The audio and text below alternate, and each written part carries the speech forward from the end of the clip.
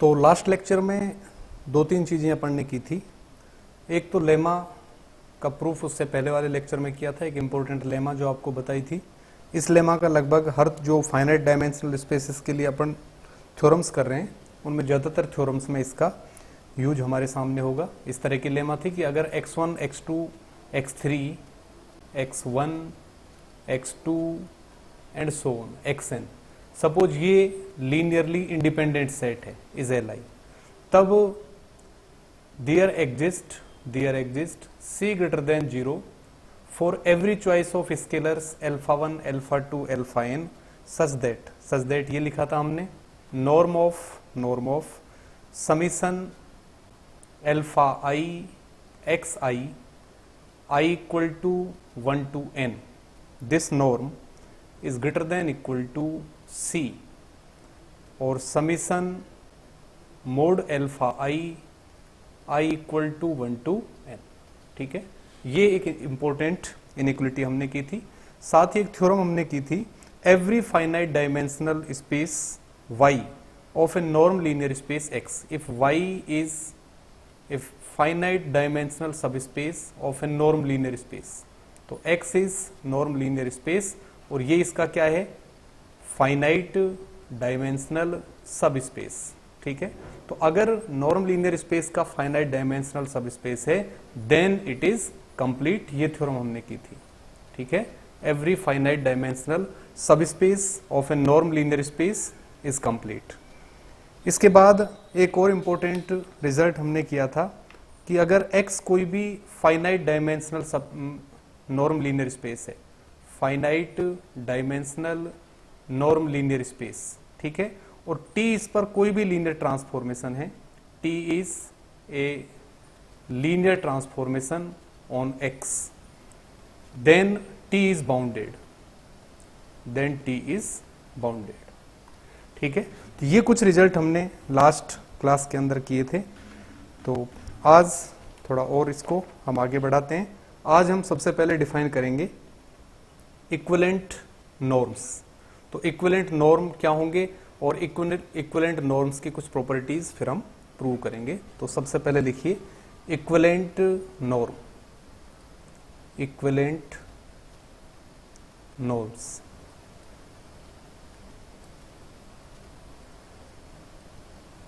Equivalent norms, और इसमें लिखिए if x is a norm linear space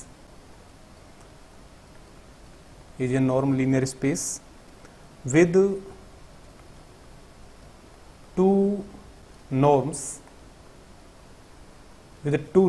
दो नॉर्म इस पर मैं डिफाइन कर रहा हूं। एक तो नॉर्म 1 मैंने लिख दिया and norm 2। Suppose capital X एक नॉर्म लीनियर स्पेस है and norm 1 and 2 are two norms on x, then these two norms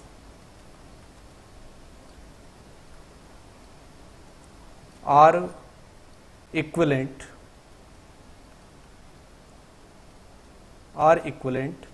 if and only if they generate the same topology. They generate the same topology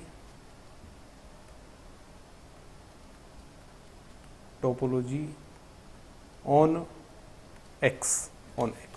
तो कोई भी दो norm equivalent होंगे अगर वो दोनों norm linear space x पर same topology क्या करें, जनरेट करें। सेम टोपोलॉजी जनरेट करने का मतलब है that is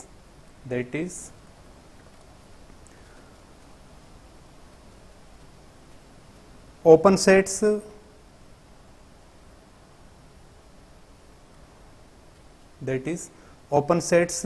in x are same under T and T inverse, that is open sets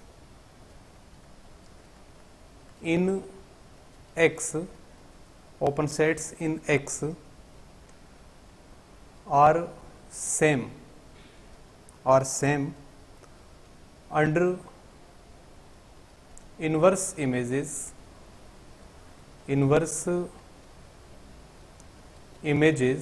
of T and T inverse ठीक है। तो इसको inverse images of T and T inverse के अंडर में ओपन सेट्स जो एक्स के अंदर है वो सेम होंगे। इसको किस तरह से हम करेंगे वो अपन जब थ्योरम इसकी प्रूव करेंगे उसी में आप इसको समझाएंगे हम आपको। तो कहने का मतलब ये है कि अगर कोई भी दो नॉर्म एक्स पर सेम टोपोलॉजी को जनरेट कर रहे हैं या सेम टोपोलॉजी को इंड्यूस कर रहे हैं, उस केस में हम कहते हैं कि वो दोनों नॉर्म क्या होंगे, इक्विवेलेंट होंगे। तो इसके लिए एक थ्योरम है, लगभग जो स्टेटमेंट आपने लिखा है वही एक थ्योरम है, तो उसको अपन किस तरह से प्रूव कर सकते हैं। तो लिखिए theorem.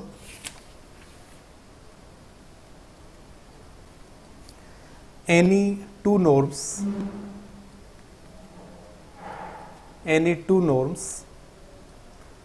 norm 1 and norm 2 defined on a linear space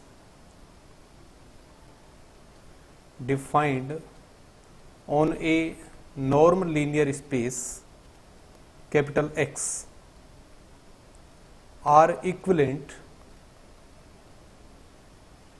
if and only if there exist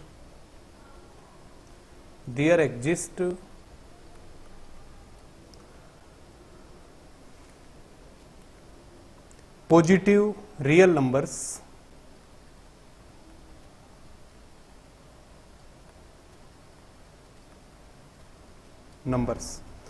small a and small b such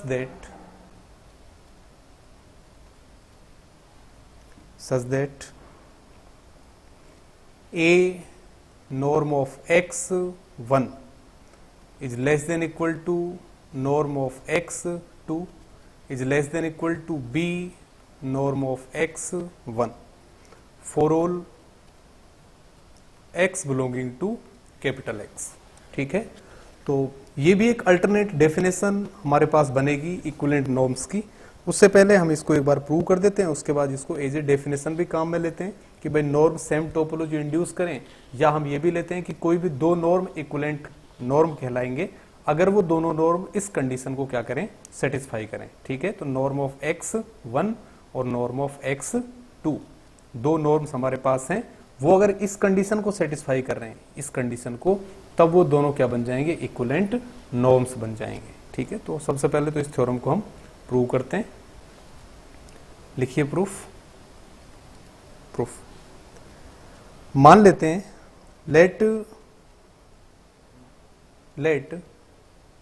x1 and x2, suppose capital X1 and capital X2 are norm linear spaces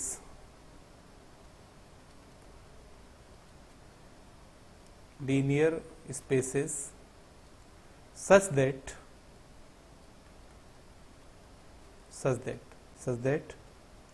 norm 1 is on x1 and norm 2 is on x2।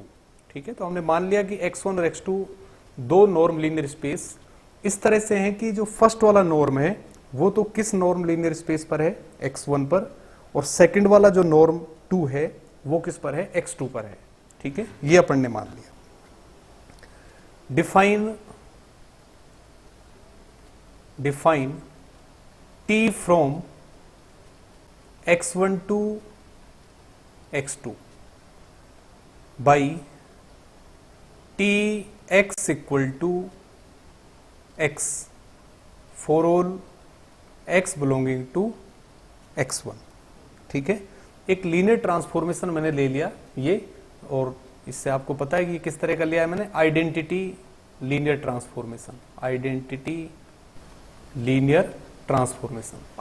Linear transformation का मतलब क्या है, किसी element को अगर उसी element से कोई भी ट्रांसफॉर्मेशन मैप कर रहा है, ठीक है, सभी एलिमेंट्स को, स्पेस के हर एक एलिमेंट को वापस उसी से मैप कर रहा है, तब जो लीनियर ट्रांसफॉर्मेशन होगा उसे हम क्या कहेंगे, आइडेंटिटी लीनियर ट्रांसफॉर्मेशन। तो अगर capital T identity linear transformation है then T X equal to X, और एक्स में कहां से लूंगा, कैपिटल x1, क्योंकि जो डोमेन यहां पर बन रहा है टी का वो क्या है, capital x1, for all x belonging to x1। तो ये मेरे पास क्या है, identity linear transformation. Identity linear transformation है तब वो निश्चित रूप से 1 1 होगा और ऑन टू होगा, ठीक है। Identity linear transformation T of X equal to X. उस केस में टी इनवर्स अगर मैं डिफाइन करूं, टी इनवर्स कहां से डिफाइन होगा, x2 to x1, x2 to x1 by, और इसको भी मैंने इसी तरह डिफाइन किया, t inverse x equal to x for each x belonging to. तो अब मैं x किसका ले रहा हूं, x2 का, क्योंकि जिस पॉइंट पर ऑपरेट हो रहा है वो पॉइंट किसका है, x2 का, ठीक है। और ये भी कैसा है, आइडेंटिटी लीनियर ट्रांसफॉर्मेशन। तो यहां से आप लिख सकते हैं so t and t inverse are identity linear transformations.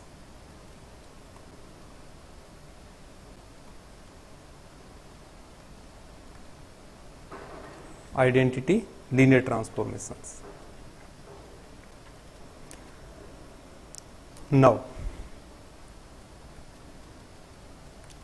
अब ध्यान देना यहां पर, ये आपको पता है, we know that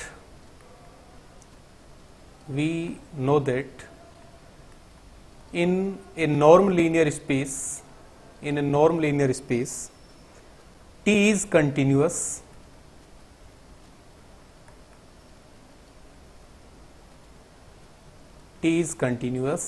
if and only if T is bounded। तो किसी भी नॉर्म लीनियर स्पेस के अंदर ये थ्योरम हमने की है कि कोई भी लीनियर ट्रांसफॉर्मेशन कंटिन्यूअस है if and only if it is bounded, ठीक है। तो कंटिन्यूअस है तो निश्चित रूप से बाउंडेड भी होगा, और बाउंडेड लीनियर ट्रांसफॉर्मेशन अगर आपके पास है तब वो निश्चित रूप से क्या होगा, कंटिन्यूअस होगा, ठीक है। ये थ्योरम हमने की है, इफ एंड ओनली इफ, ठीक है। इफ एंड ओनली इफ चाहो तो आप इस तरह से लिख लो, क्योंकि इसी को मैं आगे बढ़ाऊंगा, दोनों ही तरह से लिख सकते हो, if and only if T is bounded. अब टी अगर बाउंडेड है, T is bounded if and only if there exist a positive number b greater than 0 such that norm of tx is less than equal to b norm of x।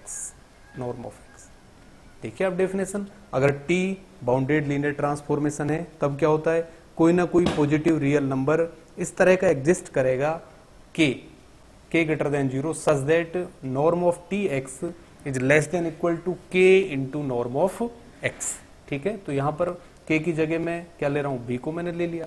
और आप ध्यान देना अब यहां पर t कहां से कहां आप ले रहे हो, t x1 से किसके अंदर ले रहे हैं हम, x2 के अंदर। तो t अगर x1 से x2 के अंदर हम कंसीडर कर रहे हैं तो x1 का पॉइंट अगर मैं क्या लूं x, तो x2 के अंदर क्या जाएगा यहां से, t ऑफ x। इसका मतलब यह है कि tx x2 का एलिमेंट है, x2 पर जो नॉर्म हमने लिया है वो कौन सा है, नॉर्म 2, इसलिए x2 के एलिमेंट पर जो नॉर्म है उसको मैं 2 यहां पर लगा दूंगा। इसी तरह से x में किसके अंदर ले रहा हूं, कैपिटल x1 के अंदर। तो x अगर कैपिटल x1 के अंदर है तो x1 पर नॉर्म क्या था मेरे पास 1, तो यहां पर मैंने क्या अप्लाई कर दिया 1। तो इस तरह से हम इसको लिख सकते हैं, फॉर ऑल x किसके एलिमेंट है, x1 के, for all x belonging to x1। तो यहां से ये मेरे पास आ गया कि norm of tx2 is less than equal to b norm of x1। इसको मैं क्या लिख सकता हूं, साथ ही ये यहां पर डिफाइन कर रखा है tx इक्वल टू किसके, x के, ये हमने डिफाइन किया है। तो यहां से देखो क्या लिख सकते हैं, tx इक्वल टू x, ये कंडीशन जब अप्लाई करेंगे, if and only if norm of tx equal to x2 is less than equal to B और norm of x1, norm of x1 for all x, for all. ठीक है, तो यहां से ये कंडीशन मेरे पास आ गई और इस रिलेशन को सपोज मैंने क्या नाम दे दिया, नंबर 1। तो t अगर कंटिन्यूअस है देन t इज बाउंडेड, और t अगर बाउंडेड है तो t की बाउंडनेस की कंडीशन इस तरह से आप लीनियर ट्रांसफॉर्मेशन बाउंडेड है उसकी कंडीशन आप लिखेंगे। उस कंडीशन के बाद हमने देख लिया कि भाई tx x2 का एलिमेंट था इसलिए नॉर्म 2 लगा दिया आपने, x x1 का एलिमेंट है उस पर नॉर्म 1 लगा दिया, और फिर tx इक्वल टू x मैंने यहां पर अप्लाई कर दिया। तो ये रिलेशन नंबर 1 मेरे पास वहां से आ गया। इसी तरह से मैं आगे लिख सकता हूं, ये तो मैंने t के लिए लिखा है, अगर t इनवर्स के लिए लिखा also in A norm linear space, in a norm linear space t inverse is continuous, t inverse is continuous if and only if t inverse is bounded, t inverse again कोई भी t inverse कोई भी अगर linear transformation है तब norm linear space के अंदर linear transformation अगर कंटिन्यूअस है तब वो निश्चित रूप से बाउंडेड होगा, और अगर बाउंडेड लीनियर ट्रांसफॉर्मेशन है तब वो क्या होगा, कंटिन्यूअस होगा। तो t inverse is continuous if and only if t inverse is bounded.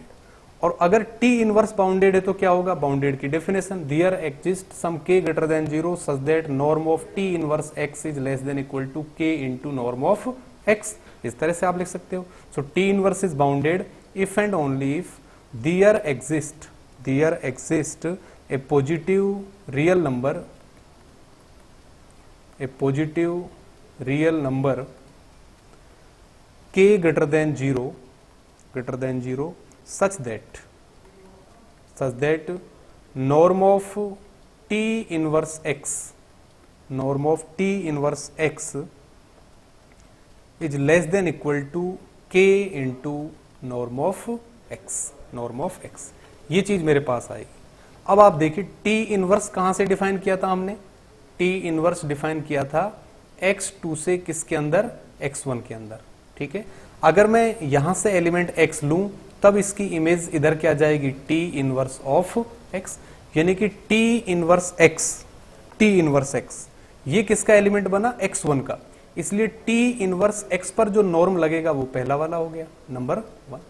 इसी तरह से x किसका एलिमेंट लेना है मुझे यहां पर, x2 का, तो x पर जो नॉर्म लगेगा वो क्या हो जाएगा, 2, क्या हो गया 2।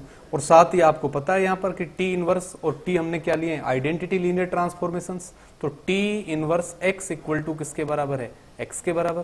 तो यहां से मैं लिख सकता हूं if and only if norm of t inverse x, तो t inverse x equal to क्या है, x, और ये हो गया norm 1 less than equal to k और into norm of x2। If and only if इसको मैं लिख सकता हूं a नॉर्म ऑफ x1 और less than equal to norm of x। ठीक है, ये इस तरह से क्या किया मैंने, a इक्वल टू किसके ले लिया, 1 k के, जो कि क्या होगा, ग्रेटर देन 0। तो ये मेरे पास आ गया रिलेशन नंबर 2। तो ये 1 और 2 रिलेशंस मेरे पास आ गए। ठीक है, a x1 तो क्या है, less than equal to x के नॉर्म 2 हमारे पास आ रहा है, और less than equal to b norm x1। तो यहां 1 और 2 को आप एक साथ जब मर्ज करेंगे तो क्या बनेगा, a norm x less than equal to norm x2, और नॉर्म x2 क्या है, less than equal to b norm x1। तो फ्रॉम 1 एंड 2, ठीक है, 1 और 2 से आप इसको चाहे तो मर्ज कर सकते हैं। सो फ्रॉम 1 एंड 2 क्या मिल रहा है मुझे, a norm x1 less than equal to norm x2 less than equal to b norm x2 for all x। तो ये कंडीशन आ गई हमारे पास कि भाई t और t इनवर्स, ठीक है, हम आइडेंटिटी लीनियर ट्रांसफॉर्मेशंस की तरह के लेकर चले थे। 2 नॉर्म हमारे पास है, नॉर्म 1 और नॉर्म 2। ठीक है, तो 2 नॉर्म 1 और नॉर्म 2 हैं, और साथ ही इस तरह से हमने इनको डिफाइन कर दिया कि वो इस कंडीशन को क्या कर रहे हैं, सेटिस्फाई कर रहे हैं। ये दोनों नॉर्म इस कंडीशन को क्या कर रहे हैं, सेटिस्फाई कर रहे हैं। तब हम ये प्रूव करेंगे कि ये दोनों नॉर्म इक्विवेलेंट नॉर्म है। अब इक्विवेलेंट प्रूव करने के लिए दोनों नॉर्म सेम टोपोलॉजी को क्या करने चाहिए, जनरेट करने चाहिए। तो किस तरह से, अब देखिए इसको मैं इक्विवेलेंट प्रूव कर सकता हूं। मैं ये लिख रहा हूं, now T and T inverse are continuous. T and T inverse are continuous if and only if inverse images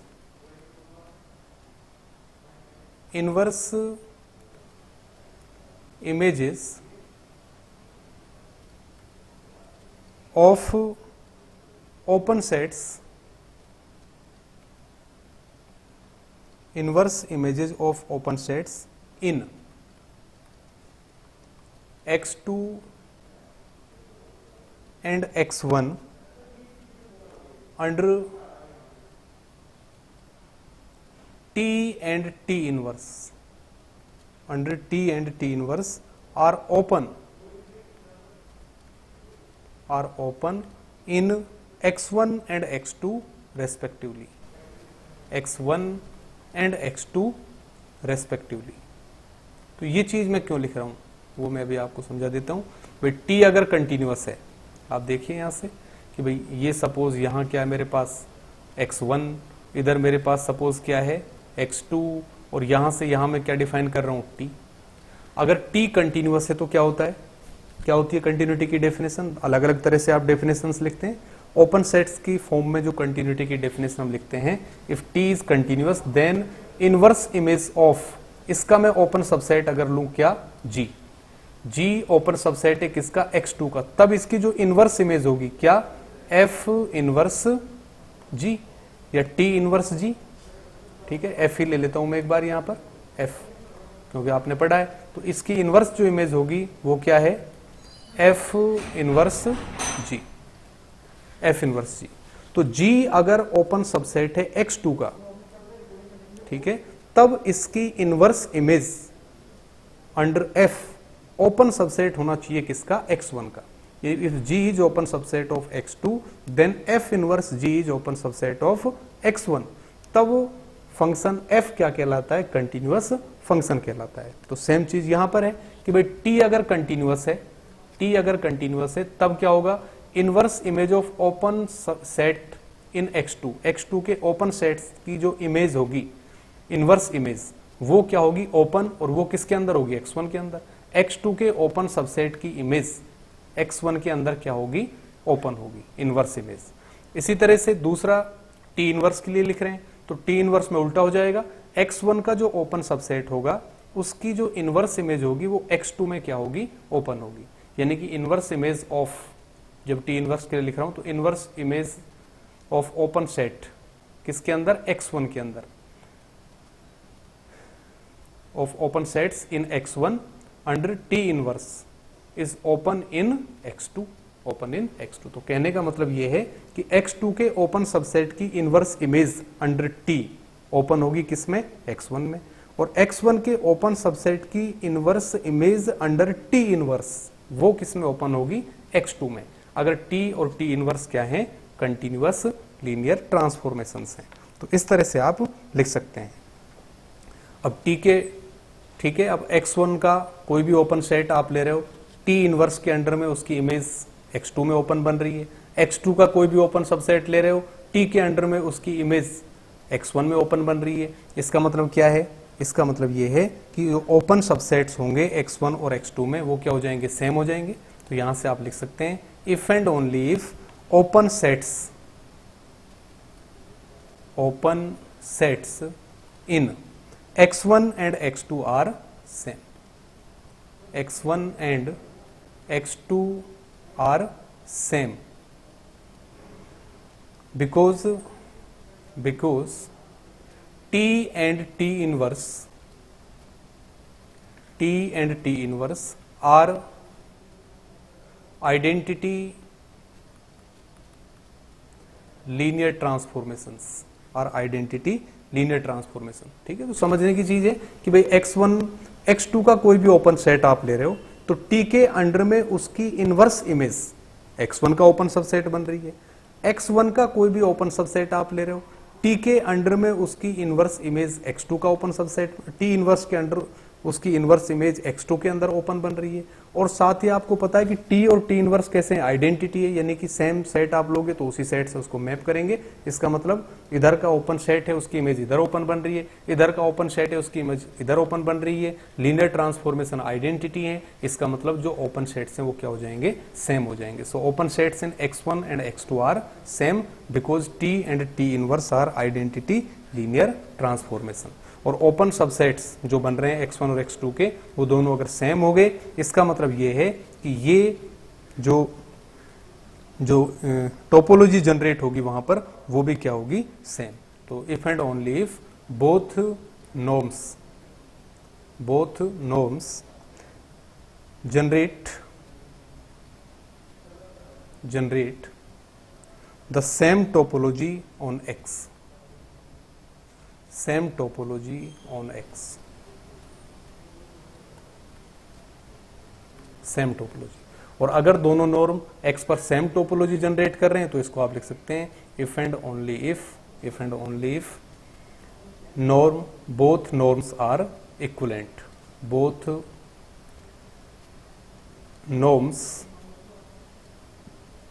are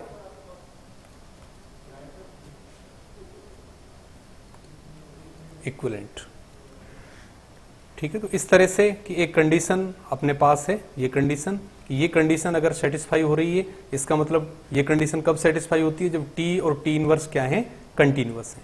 तो ये कंडीशन सेटिस्फाई जब हो रही है तो T और T इनवर्स क्या हो गए, कंटिन्यूअस हो गए।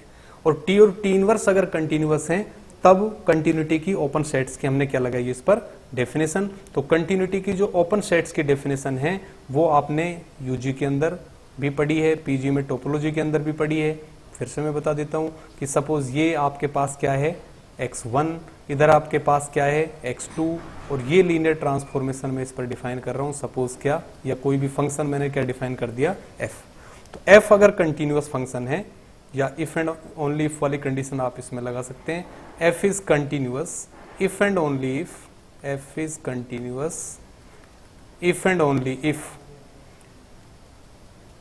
for if and only if f inverse g is open in x1 for each open subset g of x2। ये कंडीशन आप लिखते हो वहां पर, भाई f अगर कंटिन्यूअस है तब इसका कोई भी ओपन सबसेट अगर आप लो g, किसका, x2 का, तब इसकी जो इनवर्स इमेज बनेगी इधर क्या, f इनवर्स g, वो x1 का क्या होना चाहिए, ओपन सबसेट होना चाहिए। ठीक है, तो ये तो मैंने f के लिए लिखा है। अगर इसी चीज को मैं f इनवर्स के लिए लिखता तो f इनवर्स में क्या होता है, f इनवर्स उल्टा होगा, x2 से किसके अंदर, x1 के अंदर, तो ये f इनवर्स होता है इस तरफ। तो ओपन सबसेट फिर मैं किसका लेता, x1 का, और फिर इसकी inverse image under f inverse open किस में होती, x2 में होती। ठीक है, तो ये कंडीशन हमने T और T इनवर्स की कंटिन्यूटी के लिए यहां पर अप्लाई की है, क्योंकि ये कंडीशन जब आपकी सेटिस्फाई होती है, कि इस तरह का रिजल्ट आपने पहले भी पढ़ा है कि अगर ये कंडीशन सेटिस्फाई हो रही है, K1 norm of x less than equal to norm of Tx आता था, यहाँ Tx इक्वल टू किसके हो गया हमारे पास, x के, और less than equal to K2 norm of x, इस तरह की ये कंडीशन जब सेटिस्फाई होती है तो वहां पर T क्या बन रहा था, होम्योमोर्फिज्म बन रहा था। तो T अगर होम्योमोर्फिज्म बनता है, इसका मतलब क्या हुआ कि T और T इनवर्स दोनों वहां पर क्या हो जाते थे, कंटिन्यूअस हो जाते थे। तो सबसे पहले हमने इस थ्योरम में क्या किया है, दो नॉर्म लीनियर स्पेसेस कंसीडर कर लिए हैं, x1 और x2। एक पर नॉर्म क्या ले लिया, 1, दूसरे पर नॉर्म क्या ले लिया हमने, 2। फिर T और T inverse identity linear transformations हमने डिफाइन किए हैं, और फिर अगर T कंटिन्यूअस है तब T बाउंडेड होगा, ये कंडीशन हम लेकर चले हैं। इन दोनों इसी तरह से T इनवर्स की कंडीशन लेकर चलें, दोनों कंडीशंस को जब हमने मर्ज किया तो ये रिजल्ट हमारे पास आया। और T और T इनवर्स अगर कंटिन्यूअस हैं तब फिर ओपन सेट्स वाली डेफिनेशन हम यहाँ पर अप्लाई कर रहे हैं कि भाई inverse image open set x2 की x2 के ओपन सेट की x1 में ओपन हो जाएगी, और x1 के ओपन सेट की इनवर्स इमेज किसके अंडर, टी इनवर्स के अंडर, किसमें, x2 में क्या हो जाएगी, ओपन हो जाएगी।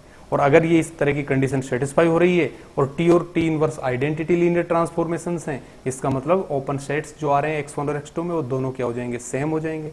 और ओपन सेट्स अगर सेम हो गए, इसका मतलब जो नॉर्म है वो सेम टोपोलॉजी क्या करेंगे, जनरेट करेंगे। और सेम टोपोलॉजी अगर दोनों नॉर्म जनरेट कर रहे हैं, ये डेफिनेशन किसकी आती है, इक्विवेलेंट नॉर्म्स की। तो यहां पर हमारे पास आ गया so both the norms are equivalent. तो इंपॉर्टेंट चीज जो यहां से हमारे पास निकल कर आई वो क्या है, इक्विवेलेंट नॉर्म्स। तो अल्टरनेटिव डेफिनेशन अब आप यहां पर आप इसकी लिख सकते हैं, equivalent norms. Definition 2, second definition इसकी, और यही डेफिनेशन ज्यादा काम में आएगी, ठीक है, क्योंकि शुरुआत में इसी डेफिनेशन के को लाने के लिए अभी ये थ्योरम हमने की है। डेफिनेशन इस तरह से है, ए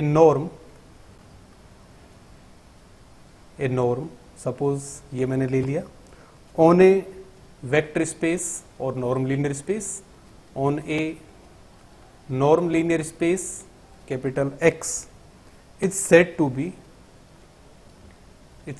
be equivalent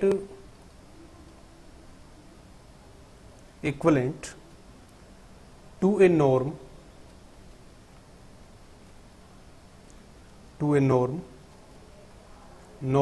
not on X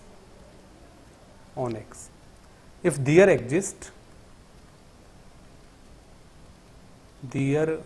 exist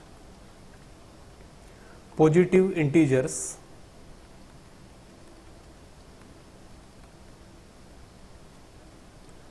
A and B such that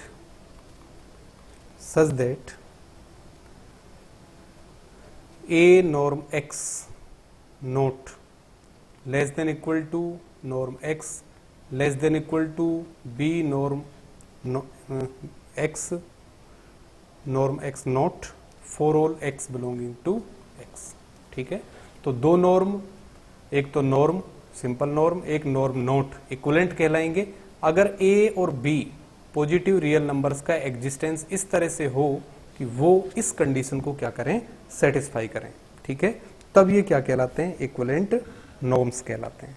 तो आप इस तरह से इक्विवेलेंट नॉर्म्स को डिफाइन कर सकते हैं। नेक्स्ट जो हम क्लास लेंगे अपनी, उस क्लास के अंदर हम प्रूव करेंगे कि कोई भी finite dimensional norm linear space अगर हम लें और उस पर कोई भी दो नॉर्म हम डिफाइन करें, तब वो दोनों नॉर्म क्या होंगे, इक्विवेलेंट नॉर्म्स होंगे। ठीक है, तो ये हम हमारी नेक्स्ट क्लास में इसको कंप्लीट करेंगे।